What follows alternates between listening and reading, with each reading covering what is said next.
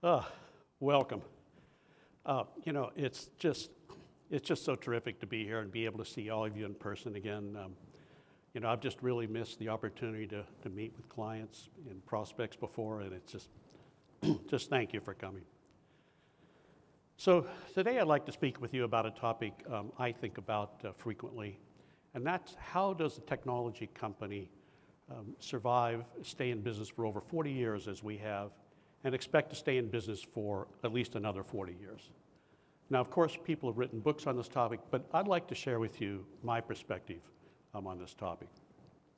At its core, of course, is the question of how do you stay innovative? How do you stay relevant and vital and of value to your clients? So I'm going to focus on three related factors: vision, passion, and focus. So I'm a strong believer of vision-led companies, a vision that everyone internalizes, although they may not actually say it in the exact same way. A vision helps you focus on where you want to go and helps drive directions as to how to get there.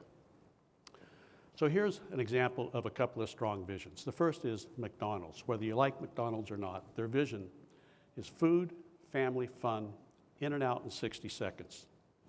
That's McDonald's. And by focusing on that vision, they've really become an enormous company. A second I especially like is SpaceX. SpaceX wants to put a colony on Mars. And as an example of how that can drive decision making, if you're going to put a colony on Mars, you need to have reusable rockets. So they built the ability to recover booster rockets.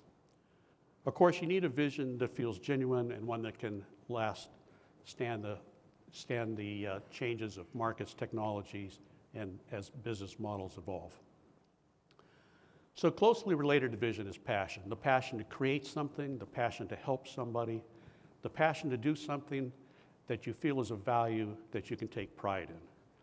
It's passion that drives us to say things such as, we could also, or perhaps, geez, did you ever think of, whatever.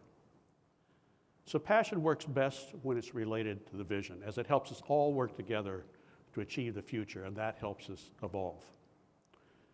When people lose passion, companies decay into static business processes. They deteriorate to habit, and habit doesn't navigate change. So how do you create passion in your company? Well, the good news is you don't have to, because passion is just a natural emotion. But of course, you can kill passion. And you often hear people say things like, well, look, that's just not how we do things here. Or, I don't know why people want to change things. I think we're doing perfectly fine the way that we are. Now, Apple is a good example of a company that had a strong vision and great passion, and they did a lot of really special things in their youth. But Apple had a view that they wanted to become a consumer goods company. So they replaced Jobs with Scully, the president of Pepsi-Cola. All the passion was driven out of the company, and Apple was on death's door by the time that Jobs returned.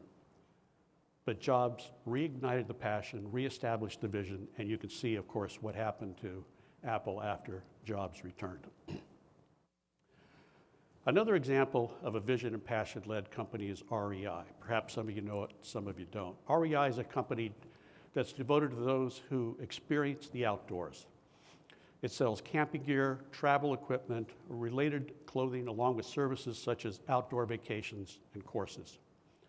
When you walk into an REI store, there's a sense that they care about me, and that's created great client loyalty.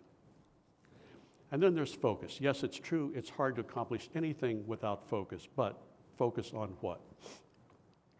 So over time, focus often devolves to focusing on business model and tactics. And while that can improve execution, it can also drive out all the passion and the ability to evolve. So the way to avoid that is to first remember the vision and the importance of passion. The second is to focus attention on activities that support the vision and not just those that support the current business model. And third, I believe, is to continually stress the importance of evolving. Now, Sears and Roebuck is a good example of a company that lost sight of its vision, focused on what its business model had become, and then went out of business. Sears started with a vision of bringing merchandise at affordable prices to farms and villages through a mail order catalog that they first published in 1888. Basically, they made it easy to obtain merchandise wherever you lived. Now, as retail began to flourish in the suburbs, they improved their accessibility by opening a chain of stores in those suburbs. And eventually, those store sales topped the mail order sales. Now, you would think that with that as a background, that when the move to online shopping occurred, that they had a natural advantage to become what Amazon has become. But unlike REI, which we discussed earlier, they had forgotten their vision, they had lost their passion, and today Sears is bankrupt. So the point is that to be successful long-term, you need vision, passion, and focus to work in an integrated fashion. Without vision and passion, it's hard to innovate, and it's impossible to navigate evolving markets. So some years ago, we evolved our vision to be less focused on our products and more focused on our passion. And essentially, our vision is now a definition of our DNA, and that's this: a creative data technology company with a passion for excellence and client success.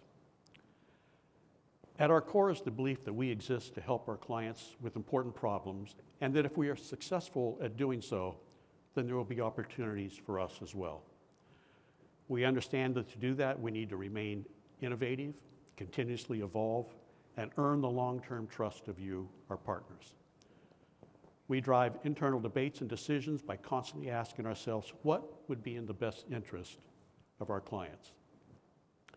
But even as we evolve, some things do not change, and in particular, our core values stay the same. First, we strive to be a reliable partner.